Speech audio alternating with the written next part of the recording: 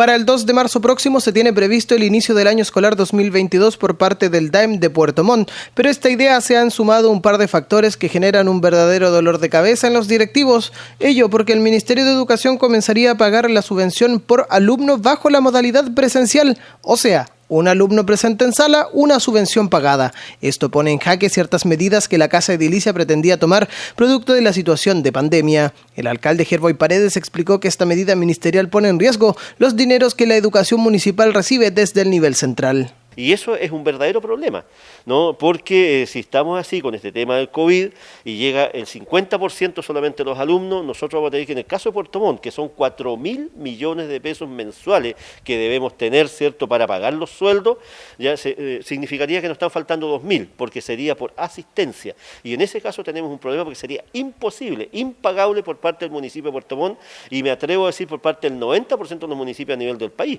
Por lo tanto, yo diría que si esto persiste, si el Ministerio de Educación persiste en esto, ¿no?, en que no sea por matrícula y solo por asistencia, yo creo que esto va a ser un fracaso. O sea, nosotros no podríamos llevar a efecto, ¿cierto?, estas clases presenciales, de ninguna manera. La tranquilidad para los apoderados, y esto nos podrá señalar también Albán Mancilla, ¿cierto?, es que estamos preparados, ¿cierto?, en términos de pandemia para llevar a cabo clases presenciales, pero la discusión es con el Ministerio en términos de recursos económicos, y ahí hay un problema. Por otra parte, el director del DAEM, Albán Mancilla, precisó en que la malla curricular de este año escolar buscará refundar los saberes en torno a aspectos como las materias que no pudieron ser abordadas de mejor manera en el periodo más crudo de la pandemia. Y que obviamente es la preocupación principal de las familias. Y en el tema, cierto, de lo que es ya los temas técnicos, educativos, obviamente las escuelas están preparadas, hay planes que buscan, cierto, fundamentalmente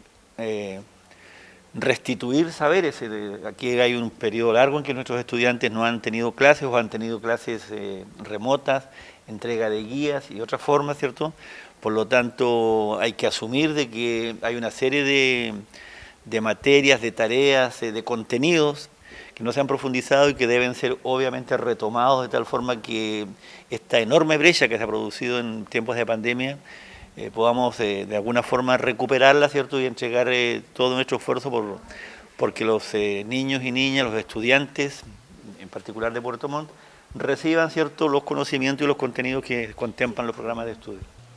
Por otra parte, se puntualizó en lo complejo que sería una obligatoriedad en torno al alumnado para poder acudir a clases presenciales en medio de un complejo escenario en torno a la pandemia del COVID-19 que durante los últimos días ha presentado un notorio incremento en los casos. Nosotros, claro, eso nos plantea un tema incierto. Yo entiendo que el ministro